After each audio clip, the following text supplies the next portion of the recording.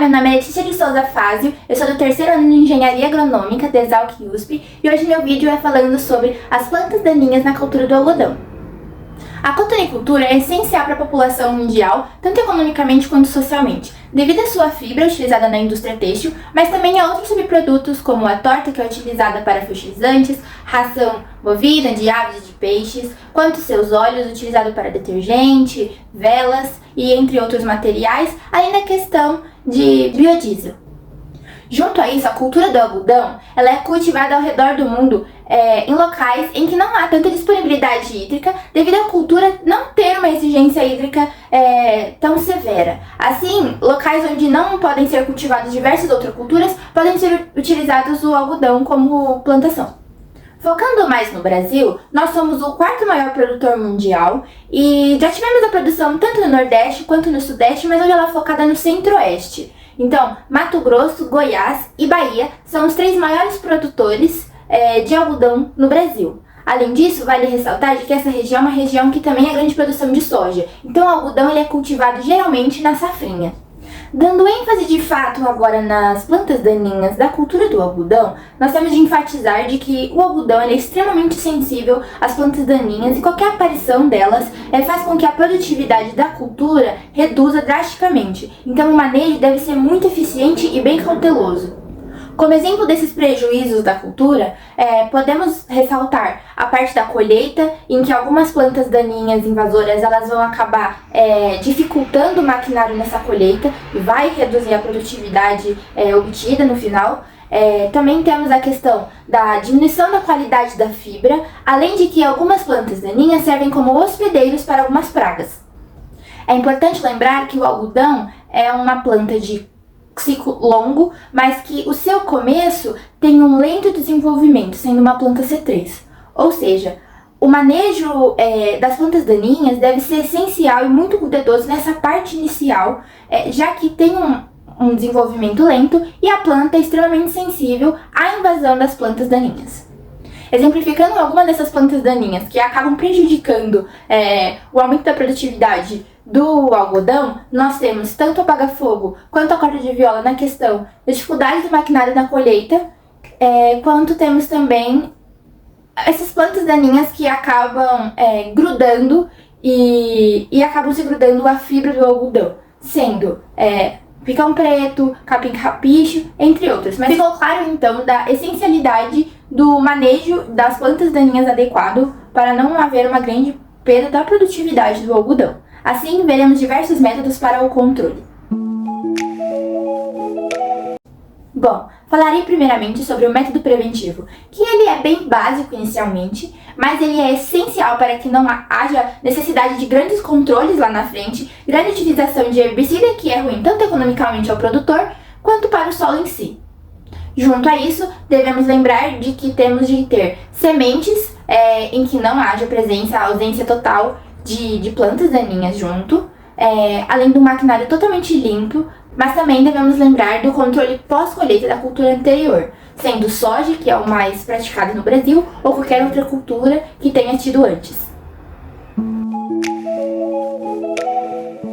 Falando agora do método cultural, que ainda não é um manejo de controle, nós temos a importância da rotação de culturas e juntamente da rotação de herbicidas, tanto para a questão de solo, quanto para a não criação de resistências e tolerâncias. Também é importante lembrar das questões básicas como espaçamento, adubação, preparo de solo e a questão de variedades também, já que no Brasil utilizamos a maior parte de transgênicos, sendo algumas relacionadas a herbicidas como glifosato e glicosinato de amônia, como também algumas relacionadas a pragas, para as lepidópteras.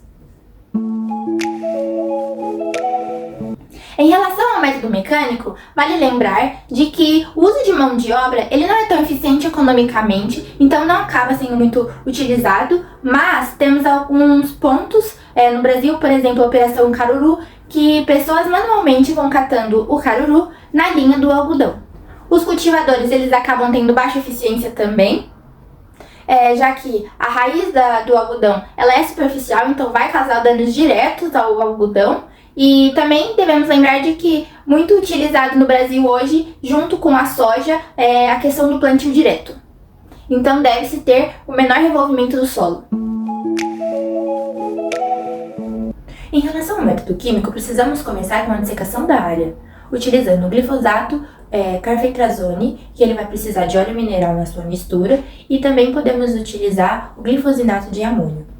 Outro químico que pode ser utilizado na dissecação, a não ser essa mistura que eu já falei do glifosato, é o Reglone, que ele vai ter apenas uma aplicação única, diferente do glifosato, que são aplicações sequenciais, e deve ser feito 2 dias antes da semeadura do algodão. Ele vai controlar tanto o milho quanto a soja restante, a cultura anterior, quanto buva, corda de viola, leiteira, trapoeraba e outros. Pensando agora nos pré-emergentes, nós podemos utilizar o Dioron, que ele é abrangente, com folhas largas e folhas estreitas, mono e dicotiledôneas, e ele atinge diversas plantas daninhas, como trapoeraba, capim carrapicho, o caruru tanto comum quanto roxo, entre outros. Lembrando que o Dioron não tem seletividade para o algodão, então ele deve ser aplicado em jato dirigido. O Dual Gold é outro químico que pode ser utilizado também na pré-emergência, entretanto ele não tem tanta eficácia quanto o Dioron, já que ele é eficaz apenas para as monocotiledôneas.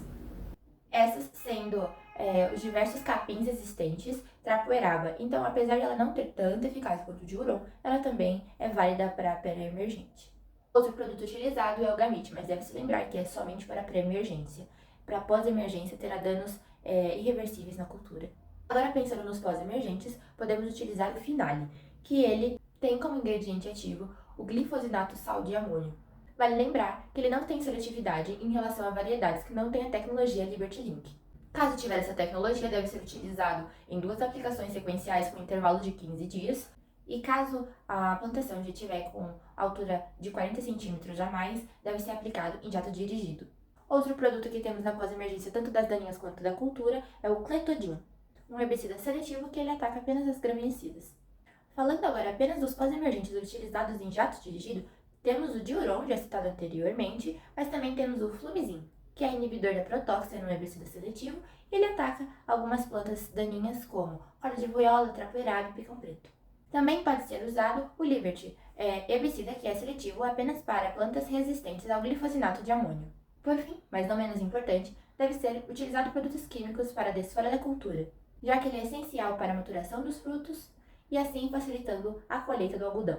E o produto mais utilizado para essa dissecação é o Drop,